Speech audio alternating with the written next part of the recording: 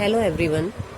अब हम कर रहे हैं 3.4 के से पहले कि ट्रिग्नोमेट्रिक इक्वेशंस क्या होती हैं। इक्वेशंस हम पढ़ चुके हैं, 10th क्लास में भी पढ़ी है हमने। जैसे हमने पढ़ी है लीनियर इक्वेशन होती हैं, लीनियर यानी कि जिनकी जो है पावर 1 होती है वेरिएबल की। For example ax plus b की फॉर्म में होती है ये। ऐसे हम क्वाड्रेटिक इक्वेशन पढ़ चुके हैं। क्वाड्रेटिक इक्वेशन जिसमें वेरिएबल की पावर 2 होती है और ये जनरल फॉर्म होती है इसकी ax square plus bx plus c is equal to 0।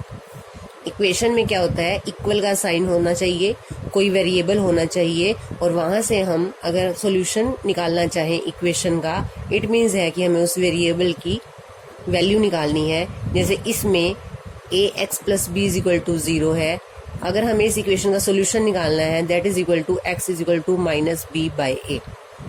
तो किसी भी इक्वेशन का सॉल्यूशन क्या होता है, उसके अंदर जो वेरिएबल है उसकी वैल्यू फाइंड आउट करना। तो ऐसे ही ट्रिग्नोमेट्रिक इक्वेशन क्या है, ट्रिग्नोमेट्रिक इक्वेशन में ट्रिग्नोमेट्रिक फंक्शन होना चाहिए और इक्वल का साइन होना चाहिए। For example sine x is equal to 1/2, कुछ भी हो सकती है। Cos x is equal to 0, कोई भी इस तरह की इक्वेशन, इसको कहते हैं ट्रिग्नोमेट्रिक इक्वेशन। और अगर मुझे इसकी सॉल्यूशन की बात करनी हो तो सॉल्यूशन क्या है इसका, solution is value of x, क्योंकि यहाँ पे जो वेरिएबल है वो हमारा एक्स है। अब ट्रिग्नोमेट्रिक इक्वेशन की जो सॉल्यूशन है उसकी बात करते हैं। जैसे अब यहाँ पे लिखा sine x is equal to 1/2। हमें पता है sine x is equal to 1/2 कौन से एंगल पे x की ऐसी कौन सी वैल्यू है जहां पर साइन जो है वो 1/2 के इक्वल होता है। This implies x is equal to 1/2 value होती है π/6, यानी 30 डिग्री पे साइन की वैल्यू 1/2 होती है। अब हमने ये देखना है कि क्या केवल एक ही है, ओनली वन सॉल्यूशन है इसका, या कोई और जगह भी x की वैल्यू जो है π/6 के अलावा भी कहीं पर sine x is equal to 1/2 होता है। π/6 मीन्स हमारे पास ये π/6 मैंने थीटा लिया, थीटा 30 डिग्री, यानी यहाँ पे जो मेरी साइन की वैल्यू है वो 1/2 है। मुझे चेक करना है क्या इसके अलावा इस इक्वेशन का कोई सॉल्यूशन नहीं है, क्या x इज इक्वल टू π/6 ही ओनली सॉल्यूशन है इस ट्रिग्नोमेट्रिक इक्वेशन का। अब हम चेक करते हैं साइन की वैल्यू पाई माइनस π/6 पर क्या होती है।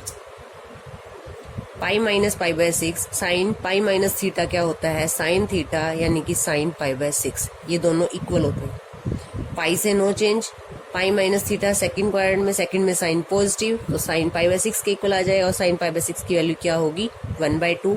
इसको सोल्व करें तो कितना होता है, ये साइन 5 π/6, और ये कहाँ पे आएगा, ये आएगा सेकंड क्वाड्रेंट में। ये एंगल है हमारा 5 π/6। कितना होता है 5 π/6, अगर मुझे देखना है तो क्या तरीका है, 5 इंटू 180/6, पाई की वैल्यू 180, 30 यानी कि 150 डिग्री। 150 180 से कम है तो सेकंड क्वाड्रेंट में आएगा, यानी कि यहाँ पर भी साइन की वैल्यू क्या है 1/2, क्योंकि सेकंड क्वाड्रेंट है तो साइन की वैल्यू यहाँ भी पॉजिटिव होगी, सेकंड क्वाड्रेंट में साइन पॉजिटिव होता है। इट मीन्स यहाँ पे हमारे पास एक और आ गई value x is equal to 5 π/6, तो ये भी इस ट्रिग्नोमेट्रिक इक्वेशन का एक सॉल्यूशन है, क्योंकि इस वैल्यू के लिए भी साइन की वैल्यू क्या है 1/2। तो क्या ऐसी और भी वैल्यूज हो सकती हैं x की जिसके लिए साइन की वैल्यू निकालें तो 1/2 आए। अगर इस क्वाड्रेंट में आएंगे तो हमें पता है यहाँ तो वैल्यू नेगेटिव आएगी साइन की, थर्ड क्वाड्रेंट में साइन नेगेटिव होता है। यहाँ लेके आएंगे फोर्थ में तो यहाँ भी साइन की वैल्यू जो है क्या आएगी, नेगेटिव आएगी। अगर हम यहाँ से 1 रोटेशन कंप्लीट कर लें और दोबारा से इस पोजीशन पर आ जाएं, इट मीन्स यहाँ पे दोबारा से वैल्यू क्या आ जाएगी, साइन की 1/2। ये कौन सी वैल्यू होगी, साइन 2 पाई। आपने 1 रोटेशन कंप्लीट करी और फिर 30 डिग्री प्लस 2 पाई प्लस π/6। इसको सोल्व करें तो क्या आता है, 2 पाई से नो चेंज। फोर्थ, ये कौन सा क्वाड्रेंट है, फर्स्ट में साइन पॉजिटिव, तो किसके इक्वल आ जाएगा, साइन π/6, और वैल्यू फिर से क्या आ जाएगी 1/2। इट मीन्स साइन 13 π/6 भी किसके इक्वल होता है 1/2 के, यानी x की वैल्यू क्या है 13 π/6 पर भी साइन ट्रिग्नोमेट्रिक फंक्शन की वैल्यू 1/2 है, और ये भी ट्रिग्नोमेट्रिक फंक्शन का सॉल्यूशन है, ये भी सॉल्यूशन है, ये भी सॉल्यूशन है। अब रोटेट करके यहाँ आ जाएं, फिर से वैल्यू 1/2 आ जाएगी, फिर से सेकंड रोटेशन में यहाँ आएंगे, फिर से वैल्यू 1/2 आएगी। इस तरह से मूव करते रहेंगे तो वैल्यू तो 1/2 बार बार आएगी। इट मीन्स इस ट्रिग्नोमेट्रिक फंक्शन के कितने सॉल्यूशन हैं? Infinitely many solutions.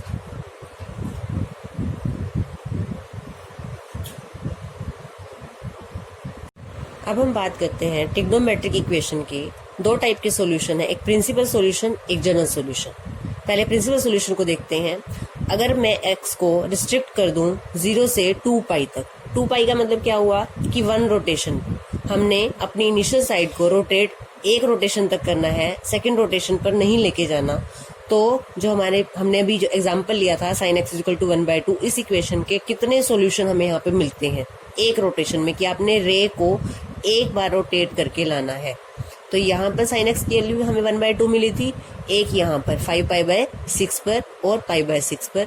यहाँ नेगेटिव है, यहाँ नेगेटिव है साइन की वैल्यू, तो ये दो वैल्यूज मिली थी। इट मीन्स किसी भी ट्रिग्नोमेट्रिक इक्वेशन के हमें दो प्रिंसिपल सॉल्यूशन मिलेंगे, दो से ज्यादा नहीं मिलेंगे। और वैसे हमें कितने सॉल्यूशन मिले थे? Infinitely many solutions. तो जनरल सॉल्यूशन क्या है कि ट्रिग्नोमेट्रिक जो हमारे पास इक्वेशन है उसके सॉल्यूशन के लिए अगर हम एक फॉर्मूला लिख दें, एक जनरल फॉर्मूला लिख दें, जो उसके इनफाइनाइटली मैनी सॉल्यूशन आए हैं उनके लिए कोई जनरल फॉर्मूला लिख दें, उसे कहते हैं जनरल सॉल्यूशन। एक बार पहले प्रिंसिपल सॉल्यूशन की बात कर लेते हैं, कैसे फाइंड आउट करना है। एक एग्जांपल लेके करते हैं। sin x की वैल्यू हमने ली है 1/√2। अब हमें देखना है कि इसके प्रिंसिपल सॉल्यूशन कौन से हैं। एक तो हमें पता है कि sin x = sin π/4 पे ये वैल्यू होती है 1/√2। सॉल्यूशन लिखने के लिए आपको टेबल जो लिखी गई है 2π तक 4π तक टेबल लिखी थी वो याद होनी चाहिए, एटलीस्ट 90 तक तो सभी को याद होनी चाहिए, तभी आप यहाँ पे इसका आंसर लिख सकते हो कि 1/√2 वैल्यू 45 डिग्री पे होती है और 45 डिग्री को हम लिखते हैं π/4 रेडियन। तो ये रेडियन में और 90 डिग्री तक की टेबल साइन की, कोस की और टेंजेंट की, ये अच्छे से लर्न होनी चाहिए। तो sin x = 1/√2 sin π/4 ये वैल्यू है हमारी। अब कहाँ पर और हो सकती है ये सोचना है, जहां पर जिस क्वाड्रेंट में साइन आपका पॉजिटिव है उस क्वाड्रेंट में एक वैल्यू और निकलेगी। एक वैल्यू तो फर्स्ट क्वाड्रेंट में निकलेगी, फर्स्ट क्वाड्रेंट में यहाँ पे 45 डिग्री यानी π/4, यहाँ पे साइन की वैल्यू 1/√2 है। एक इसकी सेकंड क्वाड्रेंट में निकलेगी, क्योंकि हमें पता है साइन जो है सेकंड क्वाड्रेंट में पॉजिटिव होता है। अब फर्स्ट से सेकंड में कैसे लेके जाते हैं किसी एंगल को, ये समझना है। यहाँ पे एंगल होता है π-θ, थीटा आपका ये है, आप इसमें कन्वर्ट कर दो तो आपकी सेकंड क्वाड्रेंट की वैल्यू आ जाएगी। आपने थर्ड में लेके जाना है तो इसको लिखते हैं π+θ। फोर्थ में होता है 2π-θ। हमने यहाँ पे 90+θ क्यों नहीं लिया, क्योंकि 90 से तो चेंज हो जाता है, इसलिए 90 वाला नहीं लेंगे, 180 या फिर 2π वाला लेंगे। तो अब इसको हम क्या लिखते हैं, साइन सेकंड क्वाड्रेंट में लेके जाना है। सेकंड में ही क्यों लेके जाना है, क्योंकि सेकंड में साइन पॉजिटिव होता है। π-π/4 इस फॉर्म में लिखना है आपको, अगर आपको सेकंड में जाना है। अगर आपको थर्ड में जाना है तो आपको ऐसे लिखना है, फोर्थ में जाना है तो यहाँ इस तरह से लिखना है। इसको सोल्व कर लेंगे, साइन 4 - 1 ये आ जाएगा 3π/4। तो हमारे प्रिंसिपल सॉल्यूशन है इस ट्रिग्नोमेट्रिक इक्वेशन के, जो x की वैल्यू है हमारी कौन सी है, दिस इम्प्लाइज x = π/4 एंड 3π/4। तो these two are principal solution of sin x = 1/√2। अब देखते हैं जनरल सॉल्यूशन, किसी भी ट्रिग्नोमेट्रिक फंक्शन का जनरल सॉल्यूशन। जो इनफाइनाइट मैनी सॉल्यूशंस हैं उसके लिए एक फॉर्मूला लिखना, वो है जनरल सॉल्यूशन। इसके लिए पहले आपकी जो इक्वेशन है वो इस फॉर्म में होनी चाहिए, cos x = cos y। cos की, साइन की और टेंजेंट की जनरल सॉल्यूशन करेंगे। cos x = cos y इस फॉर्म में आपकी ट्रिग्नोमेट्रिक इक्वेशन होगी पहले, और यहाँ से जो जनरल सॉल्यूशन है वो आएगा आपका x = 2nπ ± y। ये हमारा इसका cos x = cos y का जनरल सॉल्यूशन है।